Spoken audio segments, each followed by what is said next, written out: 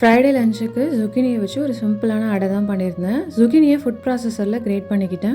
அதில் ginger garlic paste, salt, ஸ்பைசஸ்க்கு chilli powder, cumin powder, wheat flour சேர்த்துருக்கேன். Plus அதோட ராகி ஃப்ளார் சேர்த்து நல்ல ஒரு போரிங் பேட்டர் கன்சிஸ்டன்சியில் அதை மிக்ஸ் பண்ணிக்கோங்க.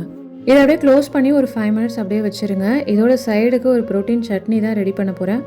Onion, tomatoes, red chillies plus அதோட வால்நட், பம்கின் சீட்ஸ் ஆட் பண்ணுறேன். எல்லாத்தையுமே நல்லா சாட்டே பண்ணிவிட்டு ஃபைனலாக பன்னீர் சேர்த்துக்கோங்க. இது அப்படியே ஆறட்டும். தோசைக்கல்லில் கொஞ்சமாக கீ அப்ளை பண்ணிவிட்டு டிஃபன் பாக்ஸில் வைக்கிறதுக்காக நான் குட்டி குட்டியாக தோசை மாதிரி ஊற்றிக்கிட்டேன். திக்னஸ் உங்களுக்கு எப்படி வேணுமோ அந்தளவுக்கு ஊற்றிக்கோங்க. நான் வந்து தின்னாக தான் ஊற்றிருக்கேன். ஜுக்கினியில் நேச்சுரலாகவே vitamin C and anti oxidants இருக்குது. அதோட சைடுக்கு இந்த பம்கின் வால்நட் சட்னி ஒரு சூப்பரான காம்பினேஷனே சொல்லுவேன்.